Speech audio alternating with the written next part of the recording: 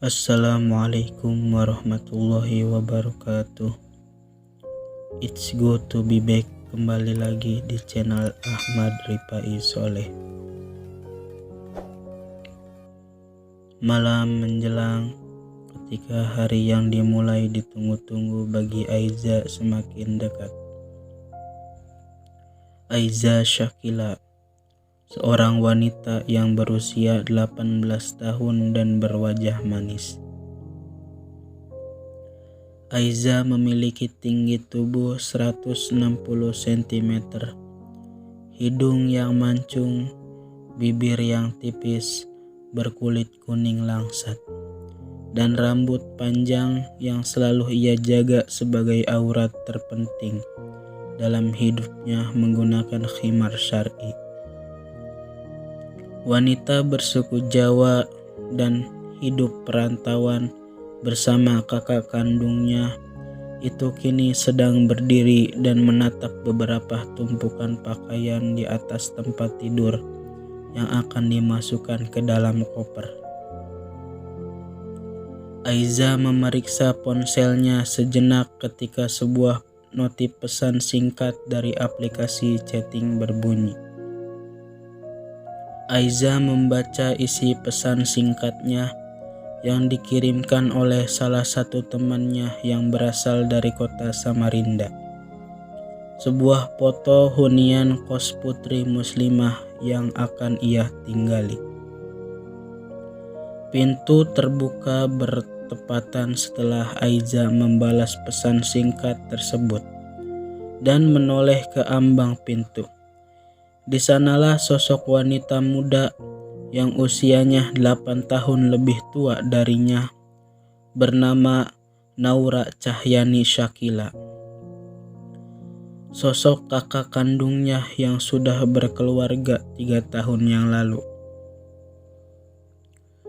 Naura melangkahkan kakinya memasuki kamar yang sudah ditempati adiknya selama 6 tahun.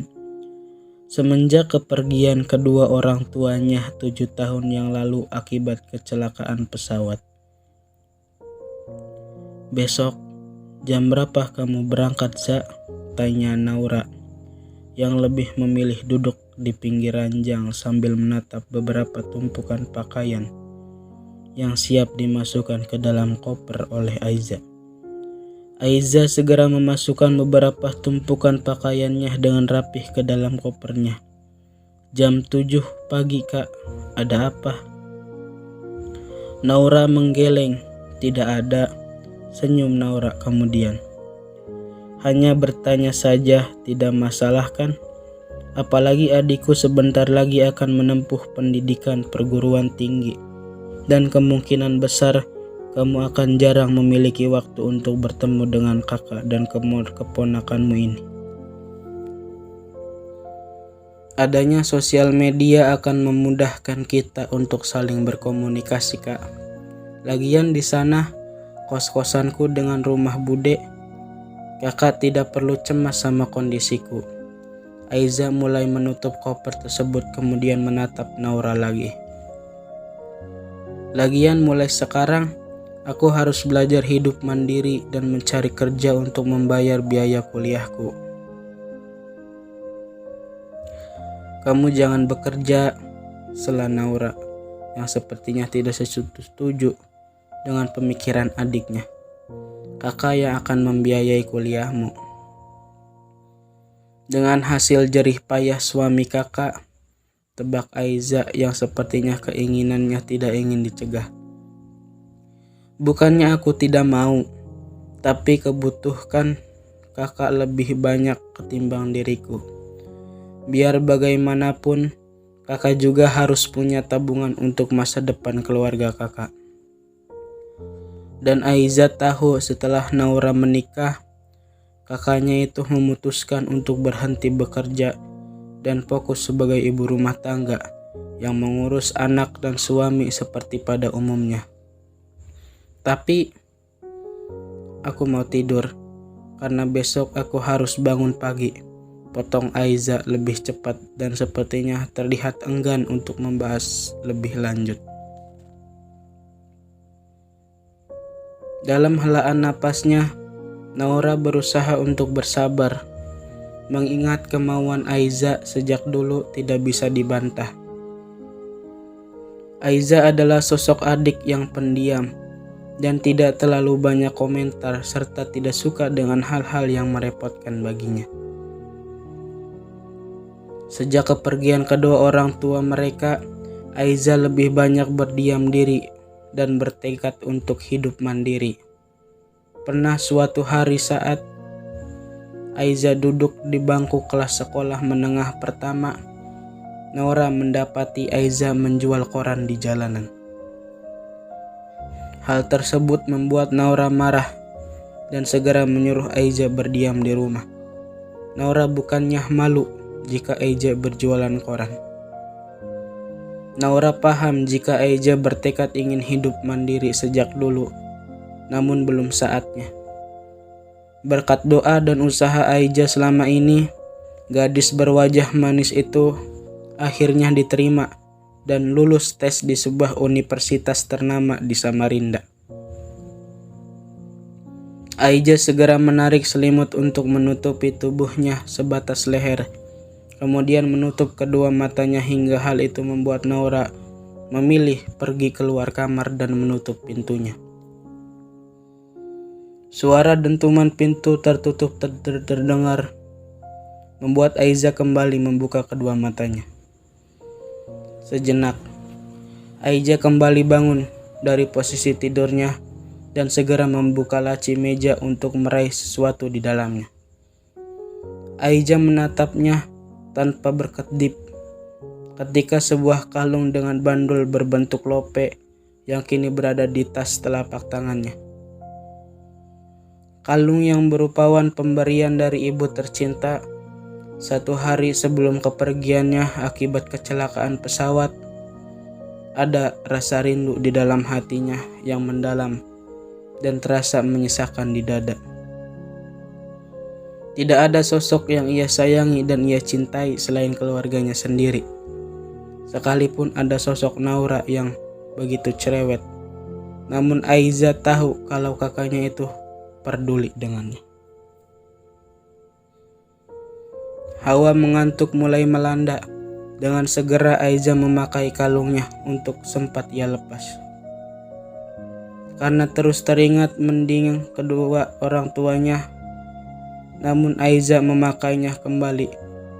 Mengingat sebentar lagi ia akan pergi ke kota orang untuk menempuh pendidikan kuliahnya. Aku merindukanmu ibu dan juga ayah, lirihnya dengan kedua mata berkaca-kaca dan senyum mirisnya. Keesokan harinya, waktu menjelang subuh, membuat Aiza dengan lekas melaksanakan sholat subuh di dalam kamar ketika suara azan berkumandang. Setelah menyelesaikan sholat subuhnya, segera Aiza membersihkan diri dan berpakaian untuk memulai jadwal schedule-nya hari ini. Aiza terdiam sejenak menatap sekeliling kamarnya. Kamar yang akan berukuran sedang yang akan dirindukan.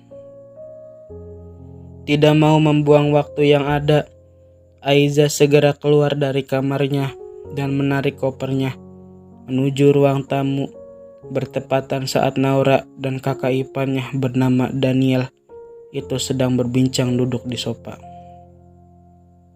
Tak hanya itu saja, Naura juga memangku putrinya yang bernama Hafizah berusia 1 tahun, sampai akhirnya kedua mata Naura melihat kehadiran Aiza. "Berangkat sekarang?" tanya Naura dan memilih berdiri dari duduknya di sofa sambil menggendong Hafizah. Aiza mengangguk. "Aku akan berangkat sekarang," ucap Aiza sambil memperhatikan jam yang ada di pergelangan tangannya ketika jam sudah menunjukkan pukul 5.30 pagi. "Aku pergi dulu mengantar Aiza, jaga rumah baik-baik," ucap Daniel, hingga membuat Naura pun segera mencium punggung tangan suaminya. "Aku titip Aiza ya mas, tolong antarkan dia hingga sampai tujuan." Daniel mengangguk sambil mengusap lembut kepala Naura yang tertutup hijab.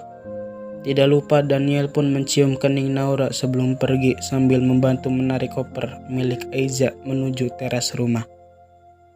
"Aku pergi dulu, Kak," ucap Aiza lagi. "Jaga dirimu baik-baik ya, kamu harus berjanji sesering mungkin memberi kakak kabar." Dengan erat Naura memeluk tubuh Aiza sambil menggendong putrinya. Aiza tahu Naura terlihat tidak rela dengan kepergiannya menuju kota Samarinda. Apalagi ini pertama kalinya mereka harus berpisah antara jarak dan waktu. Dan di sisi lain, Naura juga tidak bisa mencegah kemauan adiknya itu yang ingin menempuh pendidikan kuliah di kota rantauan. Sebelum pergi, Aiza mencium punggung tangan Naura, diikuti oleh dirinya yang tidak lupa mengecup pipi gempal kemot keponakannya. "Hati-hati di jalan, jangan lupa kabari kakak jika sudah sampai. Kamu mengerti?" "Iya, Kak. Assalamualaikum."